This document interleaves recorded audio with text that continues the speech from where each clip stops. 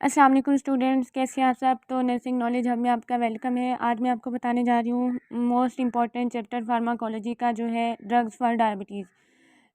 Drugs for diabetes की पहले मैं आपको बताऊँगी गाइडलाइंस, जो कि यूएचएस के हवाले से बहुत बहुत इंपॉर्टेंट है। तो आपने इन गाइडलाइंस को मद्देनज़र रख के अपना वो जो है ना आउटलाइंस को और इसको गाइडलाइंस को मद्देनज़र रखते हुए अपने एग्ज़ाम्स की प्रिपरेशन करनी है और टॉपिक्स रिवाइज़ करने हैं, ठीक है।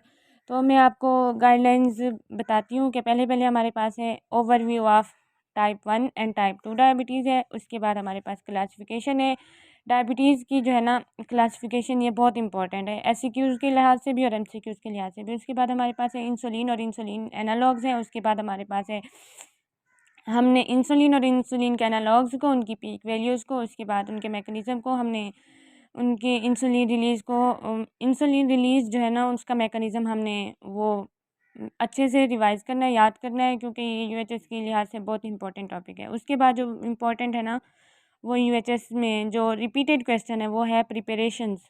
इंसुलिन की जो ना प्रिपरेशंस वो बहुत बहुत इंपॉर्टेंट है, रिपीटेड है और मोस्टली इसमें ना एमसीक्यूज़ आते रहते हैं यूएचएस के पेपर में। तो ठीक है, नेक्स्ट है हमारे पास इंसुलिन कम्बिनेशंस, उसके वो जो है ना एमसीक्यूज़ के लिहाज से। उसके बाद हमारे पास है सिंथेटिक अमाइलिन एनालॉग है, इंपॉर्टेंट है वो एमसीक्यूज़ और एससीक्यूज़ दोनों के लिहाज से। उसके बाद हमारे पास ग्लूकागॉन लाइक पेप्टाइड रिसेप्टर्स हैं, एगोनिस्ट फॉर एमसीक्यूज़। उसके बाद हमारे पास जो और इम्पॉर्टेंट है ना यूएचएस के लिहाज से, वो है ओरल एजेंट्स। ओरल एजेंट्स को आपने अच्छे से याद करना है, सारे एजेंट्स, क्योंकि वो रिपीटेड क्वेश्चन है और ये 2025 में जो अभी रिसेंटली एग्जाम्स हुए ना उनमें भी ओरल एजेंट्स आए हुए थे। उसकी क्लासिफिकेशन, उसका मैकेनिज्म ऑफ एक्शन, उसके एडवर्स इफेक्ट्स, ये सारे अपने अच्छे से याद करने हैं। उसमें सल्फोनाइल यूरिया जो है ना, ये वेरी इंपॉर्टेंट है। उसके बाद मेटफॉर्मिन भी इंपॉर्टेंट है। अल्फ़ा ग्लूकोसाइडेज इनहिबिटर्स हैं जो इसमें ओरल एजेंट्स में, वो उनके एमसीक्यूज़ के लिहाज से इंपॉर्टेंट है। और उसके बाद जो हमारे पास है अदर ड्रग्स जो है ना, वो भी एससीक्यूज़ के लिहाज से इंपॉर्टेंट है। अदर ड्रग्स जो है ना डायबिटीज़ के लिए, वो भी 2025 के पेपर में एससीक्यूज़ के लिहाज से आया हुआ था।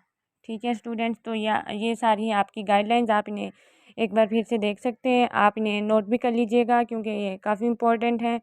उसके बाद आज मैं आपको जो बताऊंगी वो है डायबिटीज़ के बारे में, ठीक है।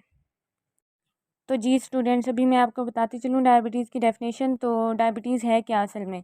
डायबिटीज़ है a heterogeneous group of syndrome characterized by elevated blood glucose level attributed to a relative or absolute deficiency of insulin. मतलब ये जो है ना बॉडी में डायबिटीज़ है क्या, कि बॉडी में ना वो ब्लड ग्लूकोज लेवल बढ़ जाता है, या तो जो है ना इंसुलिन की डेफिशिएंसी हो जाती है या बीटा सेल्स की डिस्ट्रक्शन हो जाती है। किसी भी वजह से है ना हमारी बॉडी में ग्लूकोज का लेवल बढ़ जाता है, जिसकी वजह से डायबिटीज़ कॉज होती है। अब हम जैसे कि यहाँ आप लिपनकॉट की बुक है फार्मा की, आप इसमें से भी देख सकते हैं, ये डायबिटीज़ की डेफिनेशन लिखी हुई है, ये मैंने जो है ना अंडरलाइन की हुई है, आप इसको अच्छे से याद कर लीजिएगा। जैसे ये है, ठीक है। उसके बाद हमारे पास है इसकी टाइप्स, क्लासिफिकेशन और या टाइप्स आप कह सकते हैं डायबिटीज़ की। वो है हमारे पास 4 टाइप्स हैं डायबिटीज़ की, जो कि हैं टाइप 1 डायबिटीज़ है, टाइप 2 है और जेस्टेशनल डायबिटीज़ है।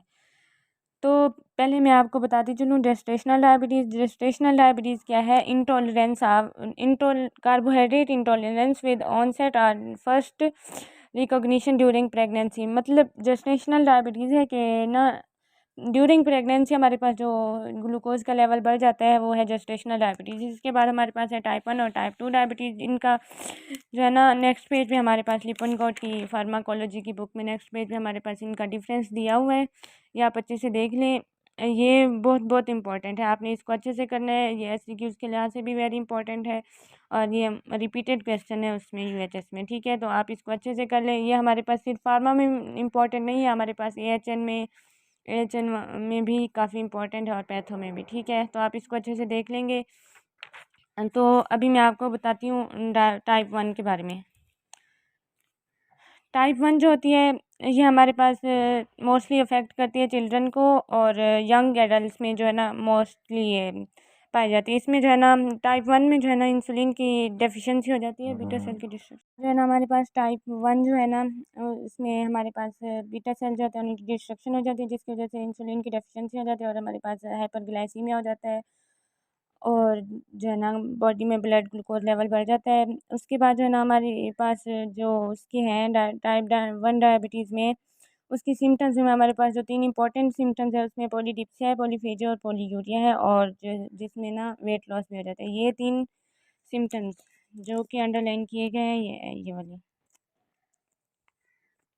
पॉलीडिप्सिया, पॉलीफेजिया और पॉलीयूरिया, ठीक है। ये आप देख सकते हैं, वेट लॉस भी है। ये तो होगी टाइप 1 डायबिटीज़। और इसके बाद है इसके काजेज़, और इसके कॉजेज़ में आते हैं हमारे पास ऑटो इम्यून मीडिएटेड प्रोसेस होते हैं और ट्रिगर होते हैं जो वायरसेस से, इन्वायरमेंटल टॉक्सिन्स वगैरह से, ये आप देख सकते हैं। उसके बाद मैं आपका कॉजेज़ इसकी बता देती हूँ, ठीक है, वो नोट करवा देती हूँ, ठीक है, तो आप नोट कर लीजिएगा उन्हें, ठीक है। और आप लिपन कॉट की बुक से भी एक बार रीडिंग अच्छे से कर लीजिएगा। तो जी स्टूडेंट्स, हम लोग पढ़ रहे थे टाइप 1 डायबिटीज़, तो अब हम इसके कॉजेज़ देख रहे थे ना। तो इसके कॉजेज़ में ऑटो इम्यून मीडिएटेड प्रोसेस होते थे जिसमें जो ट्रिगर होते हैं वायरसेस से और टॉक्सिन्स वगैरह से, इन्वायरमेंटल टॉक्सिन्स वगैरह से। तो जिसकी वजह से हमारे पास जो नॉर्मल होते हैं ना, नॉर्मल उसमें पर्सनस में जो बेसल लेवल इंसुलिन का जो है ना वो कम हो, तो वो प्रिवेंट करते हैं इसे लाइपोलाइसिस से, ग्लूकोजिनोलाइसिस से, और हमारे पास इससे कम करता है। अब हम खाना खाते हैं ना, तो उसके 2 मिनट से 15 मिनट तक ना बस इंसुलिन की बर्स्ट ऑफ इंसुलिन की सेक्रेशन होती है, ठीक है। उसके बाद 2 से 15 मिनट तक हमारे खाना खाने के बाद जो हमारे लाइपोलाइसिस ग्लाइकोजिनोलाइसिस से सप्रेस करता है। अगर हमारे पास बेसल लेवल ऑफ इंसुलिन की सेक्रेशन का वो मेंटेन नहीं है हमारे पास, लो बेसल लेवल, तो जिसकी वजह से ना हमारे पास ग्लूकोज को कोई रिस्पॉन्स नहीं मिलता, जिसकी वजह से ग्लूकोज का लेवल जो है ना वो बॉडी में बढ़ जाता है, ठीक है। तो ये उसके हो गया कॉजेज़। और उसके बाद जो है ना हमारे पास है टाइप 1 का ट्रीटमेंट। ट्रीटमेंट में हम लेते हैं स्टूडेंट्स, हम लेते हैं एक्सोजिनस इंसुलिन, जो हम मतलब बाहर से इंसुलिन का कोई एनालॉग ले लेते हैं, ओरल एजेंट, सॉरी इंसुलिन जैसे रेगुलर इंसुलिन वगैरह हो गई, शॉर्ट एक्टिंग, लॉन्ग एक्टिंग। तो हम एक्सोजिनस इंसुलिन लेते हैं टाइप 1 डायबिटीज़ में, जो है ना जो ये जो है ना कंट्रोल करते हैं हाइपरग्लाइसीमिया से कीटोएसिडोसिस से, ठीक है। उसके बाद हमारे पास है एक्सोजिनस इंसुलिन, जो है ना हमारे पास HbA1c जो है ना इंसुलिन का एक मार्कर है, उसको जो है ना मेंटेन रखते हैं। HbA1c क्या है? हमारे पास ओवरऑल जो है ना ग्लूकोज कंट्रोल है, उसका मार्कर है, ठीक है। यूज़ होता है monitor diabetes in clinical practice में। HbA1c क्या है? एवरेज ग्लूकोज कंसनट्रेशन है प्रीवियस 3 मंथ्स में जो हमारे पास ग्लूकोज की एवरेज कंसनट्रेशन आई है, वो जो है ना हमारे पास HbA1c, इसके अकॉर्डिंग ना हम उसको डायबिटीज़ को आइडेंटिफाई कर सकते हैं, ठीक है, या हाइपरग्लाइसीमिया को। तो हमारे पास इसके ट्रीटमेंट का गोल क्या है कि हम ग्लूकोज लेवल को जो है ना मेंटेन रखें, और सेल्फ मॉनिटरिंग ग्लूकोज की जो है ना ब्लड ग्लूकोज लेवल की वो ज़रूरी होती है। तो ये हमारे पास होगी टाइप 1 डायबिटीज़। उसके बाद जो है ना अब हम क्या पढ़ेंगे? Type 2 diabetes. Friends, type 2 diabetes जो है ना वो मोस्ट डोमिनेंट जो है ना डायबिटीज़ की टाइप है। टाइप 2 डायबिटीज़ जो है ना ये इन्फ्लुएंस होती है जेनेटिक फैक्टर से, एजिंग से, ओबेसिटी से, और उसके बाद जो है ना पेरिफेरल इंसुलिन रेजिस्टेंस है, ठीक है।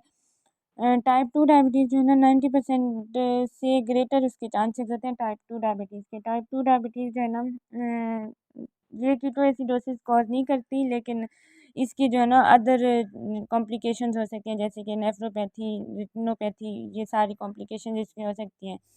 उसके बाद जो है ना हम इसके कॉजेज़ देखेंगे टाइप 2 डायबिटीज़ के, वो मैं आपको नोट डाउन करूँ। अब है टाइप 2 डायबिटीज़ के कॉजेज़ हैं, जिसमें हमारे पास में जो है ना टारगेट ऑर्गन्स जो है ना उनकी सेंसिटिविटी जो है ना वो डिक्रीज़ हो जाती है, जिसकी वजह से ना वो इंसुलिन की सेंसिटिविटी डिक्रीज़ हो जाती है, जिसकी वजह से इंसुलिन को वो नहीं कर पाते, तो जिसकी वजह से मतलब पेंक्रियाज में के बीटा सेल जो है ना वो फंक्शनल होते हैं, लेकिन इंसुलिन की सेक्रेशन जो होती है वो इनसफिशिएंट हो जाती है, जिसकी वजह से हमारे पास जो है ना होम्योस्टेसिस मेंटेन नहीं रह सकता। ग्लूकोज को मेंटेन करने का होम्योस्टेसिस वो हमारे पास जो है ना सही नहीं होता है, इसकी इंसुलिन की इनसफिशिएंसी की वजह से। इसके बाद जो है ना हमारे पास इंपॉर्टेंट कॉज जो है ना टाइप 2 डायबिटीज़ का, वो है ओबेसिटी। ओबेसिटी जो है ना अंडरलाइंग डिफेक्ट है टाइप 2 डायबिटीज़ का।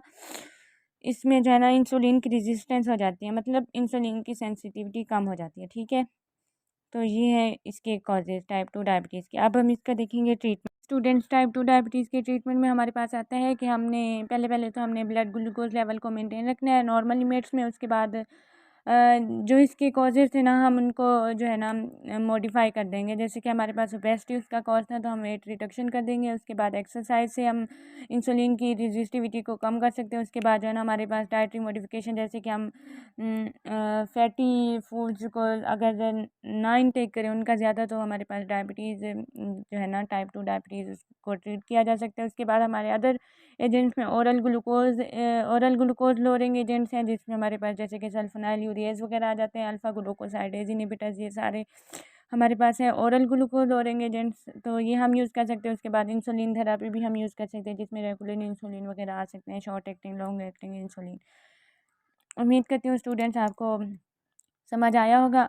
ओ सॉरी, हमारे पास रह गया है इसका डिफरेंस टाइप 2 और टाइप 1 डायबिटीज़ का। ये आपने बुक से अच्छे से कर लेना है। जैसे कि हमारे पास टाइप 1 में है ये चाइल्डहुड में होती है, और टाइप 2 जो हमारे पास होती है 35 से ऊपर की एज में। उसके बाद न्यूट्रिशनल स्टेटस या ऑनसेट है उसका, ये जो है ना टाइप 1 अंडर नरिश्ड में होते हैं और वो ओबीस पेशेंट में होते हैं। उसके बाद जो है ना प्रेवलेंस है डायग्नोज डायबिटीज़ में 5 to 10% है और 90 to 95%। जैसे कि मैंने आपको पहले भी बताया टाइप 2 डायबिटीज़ जो है ना मोर डोमिनेंट है। उसके बाद जो है ना जेनेटिक प्री डिस्पोजिशन में हमारे पास आता है टाइप 1 डायबिटीज़ में इसकी जेनेटिक प्री डिस्पोजिशन मॉडरेट होती है और टाइप 2 में वेरी स्ट्रॉन्ग होती है। उसके बाद जो है ना हमारे पास डिफेक्ट या डेफिशिएंसी में आता है टाइप 1 में हमारे पास भी, जैसे कि मैंने आपको पहले बताया, बीटा सेल जो होते हैं डिस्ट्रॉय हो जाते हैं, जिसकी वजह से इंसुलिन की प्रोडक्शन एलिमिनेट हो जाती है। और टाइप 2 में हमारे पास जाते हैं बीटा सेल्स रेजिस्टेंस हो जाते हैं इंसुलिन को अपटेक से, ठीक है। जो इंसुलिन रेजिस्टेंस हो जाती है, अदर डिफेक्ट्स भी हो सकते हैं, ठीक है। तो ये भी आपने अच्छे से देख लेना है। उसके बाद मैं आपको एक बार फिर से ओवरव्यू दे देती हूँ। इसका डायबिटीज़ है, ये टाइप्स है, आपने अगर नोट डाउन करना तो आप कर सकते हैं। उसके बाद जो है ना हमारे पास ट्रीटमेंट वगैरह है, ट्रीटमेंट है, इनकी डेफिनेशन मैंने आपको वैसे ही बुक से बता दिए हैं, वो करवा दिए हैं। उसके बाद ये ट्रीटमेंट है, ठीक है। उम्मीद करती हूँ स्टूडेंट्स आपको अच्छे से समझ आया होगा। मज़ीद इस तरह की वीडियोज़ के लिए हमारे साथ आप लिंक रखिएगा, और उसके बाद हमारे व्हाट्सएप चैनल आपको लिंक में दिया गया, उसको फॉलो करना ना भूलें। और थैंक यू स्टूडेंट्स, अल्लाह हाफिज़।